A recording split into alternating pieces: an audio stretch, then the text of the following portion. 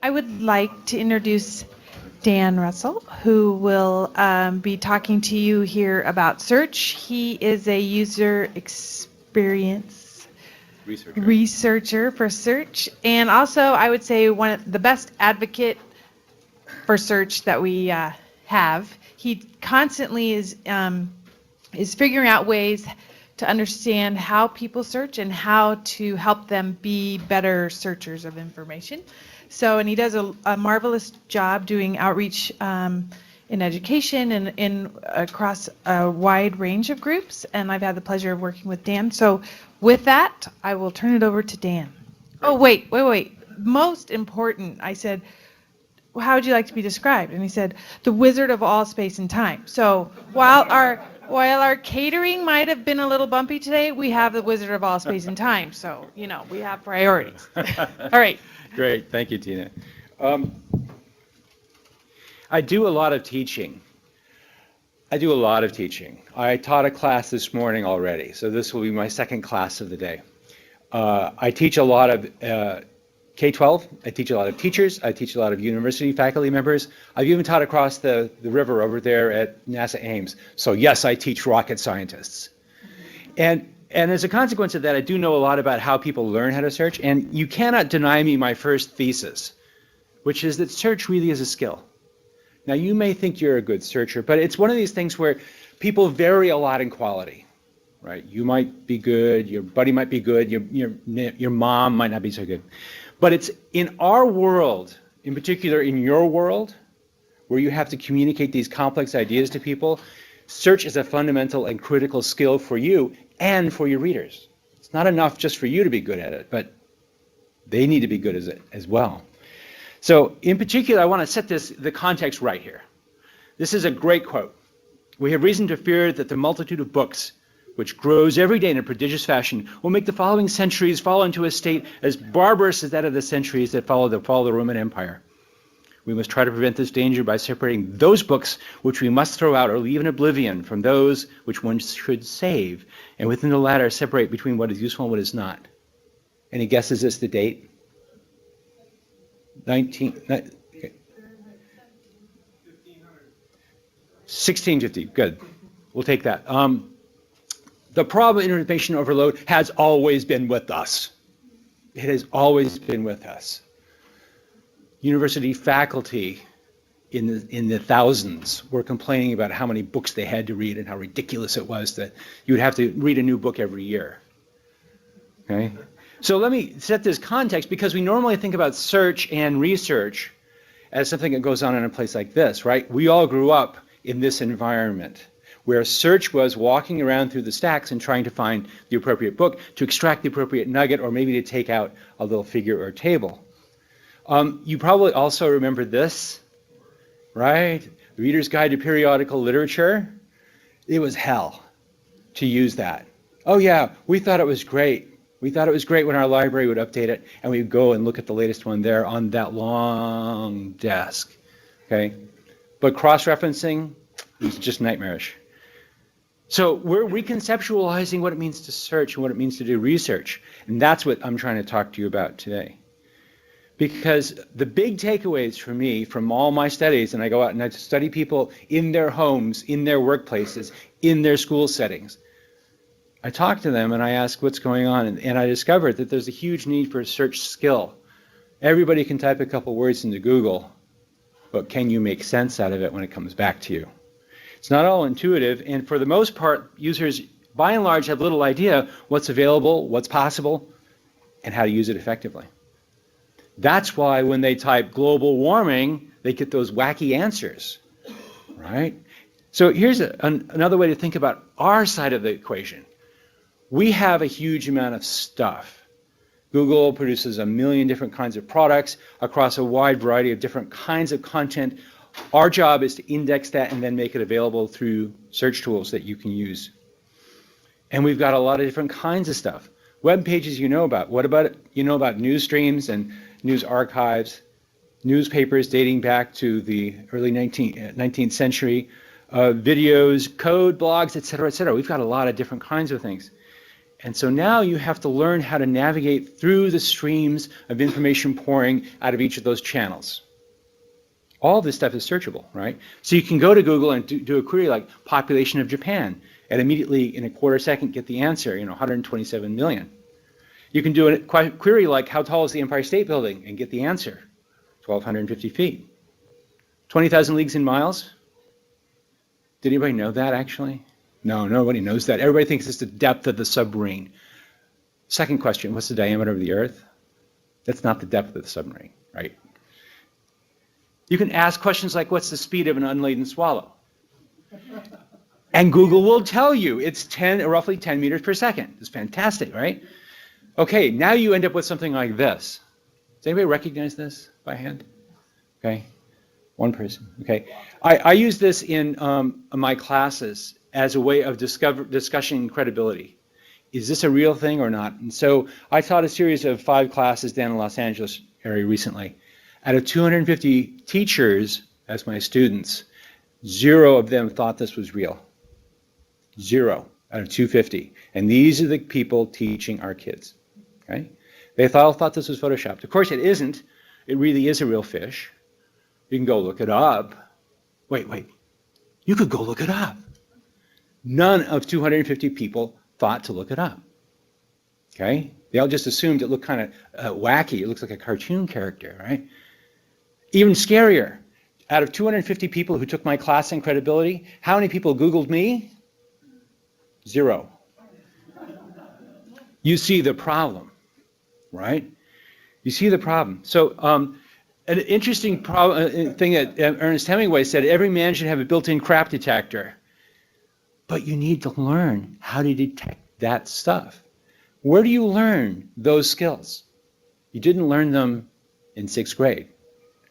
And in particular, now that we're flooding the world with more volume, more kinds, more stuff, there's more opportunity for crap. All new horizons of crap. All new horizons of learning how to detect that. Okay? So here's a great image. Everybody recognize this? The Northeast power blackout. This got a lot of play in 2003. Anything wrong with it?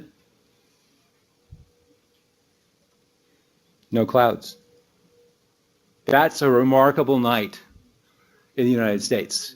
And yet this was run as prima facie evidence that, there was this huge, problem in the upper northeast. What does it mean to be literate in an age when people present this kind of information as evidence? This is the problem you have in spades. Okay? This is not evidence. This is crap. How would you know? How do you learn to detect the difference? So look, we're in a world where this kind of model is actually not far from being true. Every book, every video, every online journal, 24/7, you can look it up in the privacy of your own home. What do we do about this? Well, how many of you have seen Google Goggles? You know what that is? Okay. A couple people. It runs on my phone. Okay. And in fact, what's cool about it is it's a new way of doing search. And because this is a new media environment, I made a video for you. So this was me last year on Stanford campus, and I used my phone, and I took a picture of the tallest structure there on campus. And in the act of taking the picture, it implicitly runs an image query against the image data set. Okay? So what it's doing right now is it's analyzing that picture, sending it off to a server in the sky, and the answer comes back, and sure enough, there it is. It's the Hoover Tower. And that's the website for Hoover Tower. Changing the equation of what it means to do a query. Right? That's just as much a query as typing in 3 words into Google search box. Of course, now you can also talk to the Google search box, and you can say, geez, can you please tell me how to get to, 229 Paloma Drive, Los Altos Hills? And it will tell you. So the search equation, the search universe is really changing dramatically. And that's sort of the front-end technology of it. The back-end is constantly changing too. The stuff on the web, it's like pouring a Library of Congress onto the web every day, or maybe it's every 4 hours now. I'm not sure what the current constant Library of Congress coefficient is. Right? But here's an example.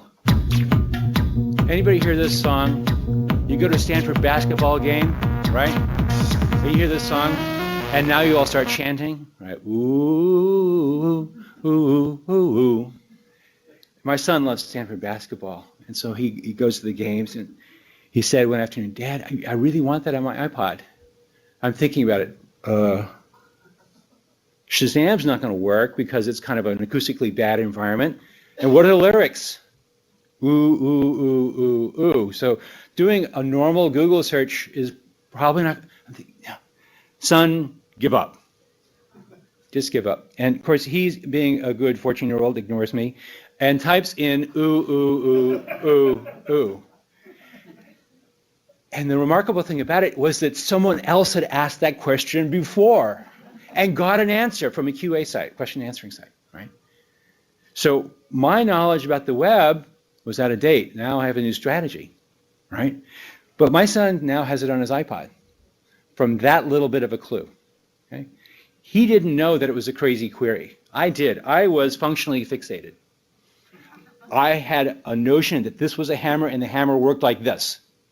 Thank you very much, right? But he didn't, so he tried something else, and sure enough, it works, and now it's a strategy. The number of QA sites, question answering sites, people ask questions, get answers, has grown enormously.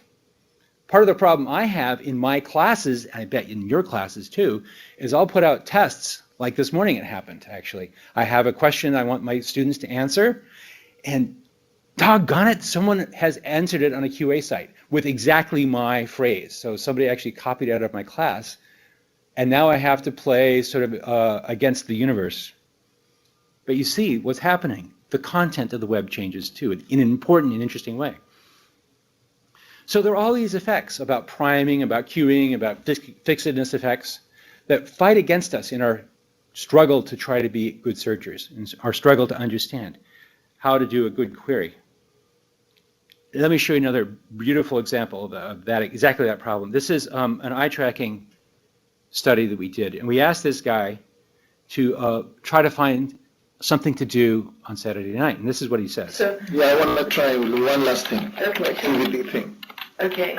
Types in activities. I see what happened. Activities for kids. Gets the results. See? They're not giving me a chance, man. They're all for kids. No wonder I couldn't find. So you should type adult. Okay. Activities. Okay. See? So that's what I mean. So it's really hard to search for these activities. Here's where I cut the video because the next question is adult activities, San Francisco, Saturday night. That is known as a not safe for work query, right? Now, it's funny when we watch this, but why is it funny? It's funny because we know something he doesn't know. He doesn't know there are dragons in certain parts of the internet, and this is one of them, right? He's just typing away. He doesn't think about it, okay? So you actually already know a lot. Suppose you're in the 7th grade. You might type that query. Let me show you another example here. Suppose you don't know that Google actually has a huge collection of three-dimensional models. Now, in our case, they live in a thing called the 3D warehouse, and this is me searching for Notre Dame. I search for Notre Dame, I find a whole collection of 3D models all built in SketchUp, and I click on it, download it, and now I have Notre Dame on my desktop. Do you see what's happening? You can now search for not just web pages, you can search for cathedrals. You can download a cathedral, you can look at it in Google Earth, and you can fly around. You want to see what a flying buttress is? Go look at one, right? Actually understand the three-dimensional shape of that thing and how it fits into the structure as a whole. Do you know, for example, that we have a lot of public data online? I don't know. How many people have seen a chart like this before? This is unemployment charts for unemployment rate for California. We have the whole country. This is Santa Clara County where we're at right now. But as you know, putting data in context is everything. So this looks horrific, right? This is the kind of thing that gets politicians booted out of power. But let's look at another place in California. Let's look at Imperial County. All of a sudden, context becomes real. The framing problem here is if you don't know we have this, you won't think to ask for it. If you don't know it's possible to do side-by-side comparisons like this, you won't think to do that kind of analysis. Now, we've got a lot more content. 48 hours of video content is being uploaded to YouTube every minute. Okay, now lest you think it's Mikey getting his thumb bit and lolcats and stuff like that, this is, in fact, a video of a living donor kidney transplant. There's a ton of really useful stuff. How do you actually do that lab procedure? Go watch the video. How does a particular surgical thing happen? Go watch the video. You want to learn about copyright law? Take a class at MIT, right? So yeah, there's a lot of Mikey getting his thumb bit, but there's also a huge amount of very interesting, very deep content out there as well. You have to learn how to winnow. That's the challenge. Now, we're not done yet, right? We can't just declare victory and go home.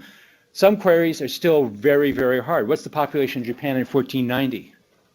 Good luck. That's going to take you a while, right? How much does the Empire State Building actually weigh? Or why do swallows appear so often in the works of Monty Python? Right? You see, we've got a lot of stuff available, but there's still some deep analysis that has to happen because some search questions are still crazy hard.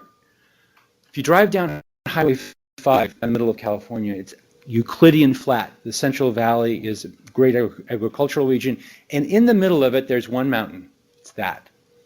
As you're driving down Highway 5, and I literally took this picture out my window like that, what is it? How would you know? Google goggles won't tell that to you yet. But more importantly, how would you find out? Or how would you figure out something like this? Does anybody read Amharic? Anybody read Maya? Okay. So there's a bunch of stuff still left to do. We can OCR a lot of this stuff, but we can't do the Mayan yet. We don't have a Unicode character set for that. Great question. You're doing climate studies. What is that? How would you find out? Or more importantly, my son walks in with this on his arm. Should I take him to the ER or not? Okay. You see what I'm getting at? Search.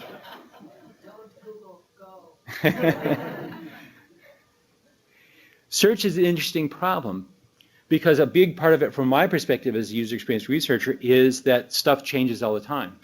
Remember that. Stuff changes all the time. Here's a great example of this. I was playing this past summer in an Irish session, which is a bunch of these musicians over here on the right, and they were doing this. They were playing a tune, and I was playing my penny whistle, having a good time, and then they started playing a tune I did not know. I was kind of screwed at that point.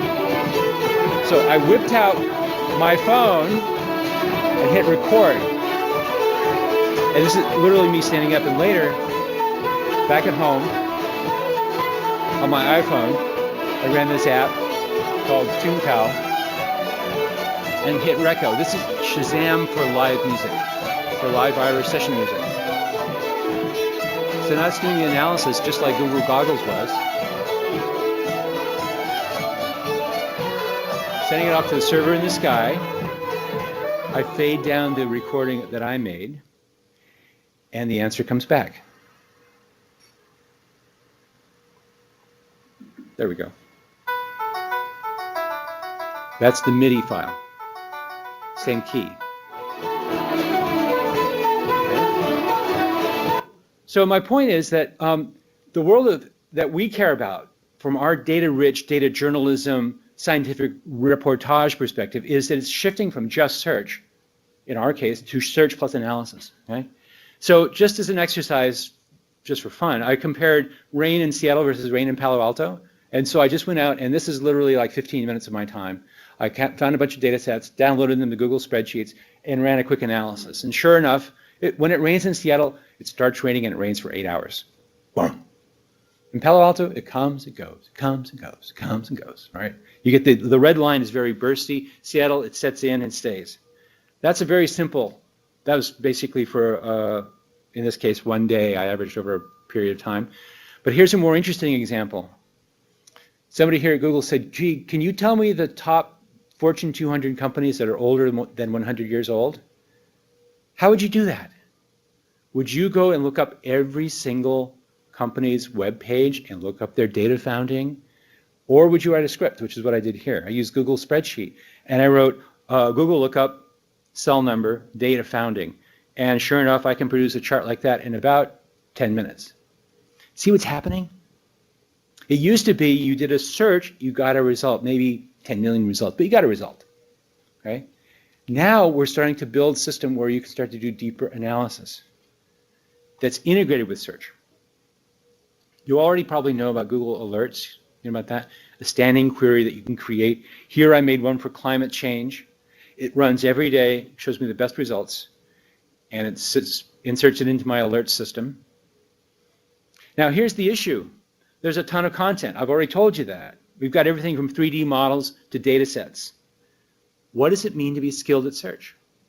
If you're looking at maps, do you know, for example, that you can look at stores within that particular geo-region by type?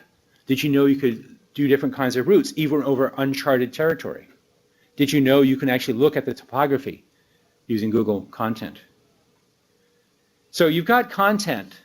Now you need to start doing some analysis. How do you do that? Recently, we bought ITA, you probably heard about that. In the process, we also acquired a company called Needlebase, which is a fantastic product that basically will walk over semi-structured to lightly structured content bases, like websites, and extract from that structured content, which you can then query. Okay? So it's a pre-processing. You use Google search to find a site or a set of sites. You use Needlebase to basically wander over that and convert ill-structured content into structured content, so I can now do a regular database kind of query over that. You can also rationalize things that have multiple names and recognize them all as the same sort of thing. This is some interesting AI that's happening in here. It's actually going through and recognizing that there are different ways of spelling that same street in Boston, and yet it's all actually the same place.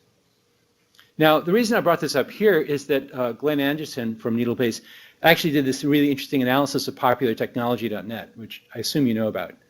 It's a kind of a Skeptic Site. And so they collected 900 peer-reviewed papers that they believe support the skeptical view of global warming. So Glenn wrote a crawler to go over that and basically extract all the authors, the dates, the journal titles, et cetera, and discovered, using very simple analysis, the level of connectivity between the authors and their funding sources. Would you like to guess where most of the funding is coming from? He did that in about an hour, hour and a half. See what it's done? We've advanced search from just a search when you actually then have to do all the manual manipulation to something where you can get deeper into the content. You can understand the mind of the skeptics here, or at least understand the stuff they're publishing.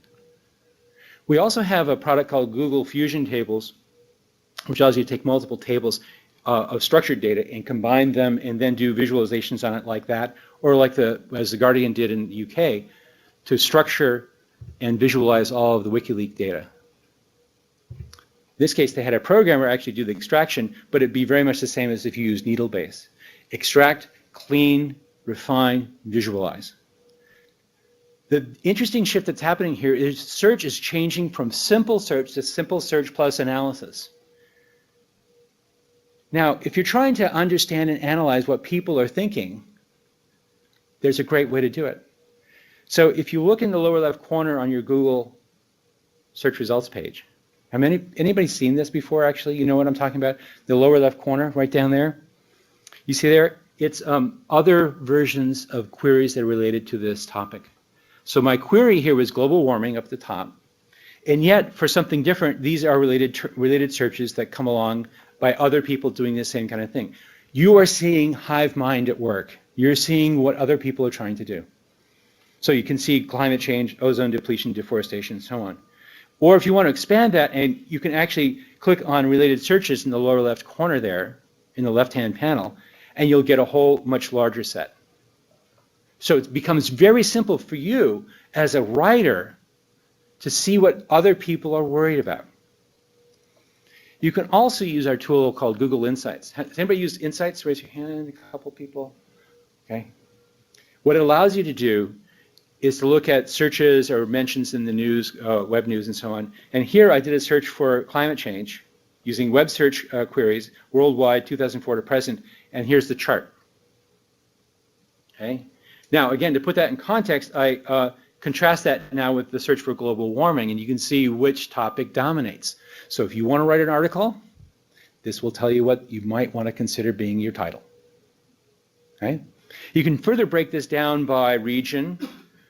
You can break it down by news category or by content category.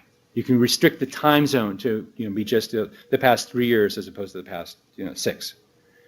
So what we've done is we've got all these different techniques enabling you to become better informed about what's going on. But base to all that is being literate on what it means to be a searcher. And so recently we launched this thing called the googleaday.com, which is basically a game. I've heard some of you talking about what would it be like to make a game. Here's an example. You go to a googleaday.com and you'll get a question every day. And here's one from a few days ago. This particular 12,500 bottle ship sailed from 8,000 nautical miles in the Pacific. The question is, what color was the sail flying when the bottles arrived at their destination? Does everybody know what this is off the top of their head? This is plastiki. Went from Sausalito to Sydney. But the point is, we've slipped in some learning here. This is the idea of, the serious game. So we have roughly 25,000 people a day learning how to search by answering questions like this, right? That's not bad. Here, they happen to be learning about the effect of plastic on the environment. Here, they're learning another Google search technique. This is the same kind of idea you might want to use in communicating your ideas. In this case, we're showing people how to do unit conversions. You can just basically type in 150 Rand plus 350 Kuwaiti dinars, etc. It just tells you the answer in US dollars. Okay? We didn't have to write a long module, but now 25,000 people know that trick. That was a good day's work for me. Okay? So let me give you 2 big hints here to make you better searchers. I can't resist. I have to teach. Okay? So one big thing is there's a bunch of stuff that Google does. No human that I know can remember all the different URLs. I can't. I've given up. So I use Google to find the Google capabilities. Like if I want to find the news archive, I say Google News Archive. Or if I want to find how to translate pages, Google Translate. 3D models, Google 3D models. You get the idea, right? You're using Google as a search term to search Google for the capabilities that Google has. Right? It's a great trick. What happens if you put in Google capabilities? I have no idea. Give it a shot. Give it a shot. Okay. The other thing is I really want you to take this on seriously. It's a little bit like you learned how to write once and you're done. You never learned anything else. You don't want to do that. That's stagnant death as a writer. Same thing is true for search. If your search model is based on what you learned in 6th grade at the hands of Miss Thistlebottom in the school library, right? You are now officially archaic. So you've got to stay afloat on these things, stay in touch. So I write a blog about search and research. The web is constantly changing. The content changes. What we can do can change. I recommend you add a short sort of learning element to every day to learn what's possible, because the tool sets are changing so fast that if you're not sort of conscious about this, stuff is going to run you past and you're going to be an anachronism in your own time. Okay? So my injunction to you is that you can and must learn how to search effectively, deeply, and accurately. Thanks very much. I think I have 5 minutes left for questions. You do. Spot on. That was excellent. 5 minutes for questions. 5 minutes. Questions to Dan. Okay. Yes, ma'am. Yeah. Okay. You pick 'em. I can moderate. Go ahead. Yes. Can you do a Google alert for all Google's new search products and search? Yeah, the better way to do that is just to subscribe to the news feed for the official Google blog. That way they actually write them as opposed to some bozo on nowhere land writing it. And you're guaranteed to get 1 message per day, not 100, so that's the fast way to do it. Yes? How worried should we be about filter bubble? In other words, Yeah. if I type in a search and you type in a search, we get different results basically because it's trying to read. Let's see, that never happened before, right? You go to the library, I go to the library, we get different results. So how's it any different, actually? Good, so we shouldn't be worried. Yeah, I mean, the other worry is the hypercanonicalization of everything, which is you will read the ABC News, and you will read ABC News, and you will read ABC News, and nobody else can read anything else. I mean, that's the flip side of it. It's the sort of fascist approach. Everybody gets exactly the same content. I much prefer the information bubble, which is encompassing, right? And so I think those guys have the wrong analysis, basically. So I'm not too worried about it. Yes. I don't think I heard you answer the question about how do you build a crack ticket? You can't. You have to learn it. Right. So, Yeah. If I knew how to do it, I would have done it. so how do you teach it? How do I teach it? I mostly teach it through example. So in that class I mentioned, it's actually a 2-hour class. And a large part of that class is giving side-by-side examples. And so if I was teaching you, what I would do is break you up into pairs of people, each with 2 laptops, and you would look at side-by-side web pages, say GMOs, right? Look, here's one page on a GMO, and here's another page on a GMO. Why do you believe one over the other? And the cool thing about it is I get all this data out of it. It's really great. But what's really interesting, for example, is that you can see all kinds of stuff happening, like the flagrant use of logos to gain credibility. So, for example, there's one site I can think of which is just totally bogus. Right? There's no reason you should believe it. But they use a Google custom search engine. And so at the bottom of the page is a little Google logo.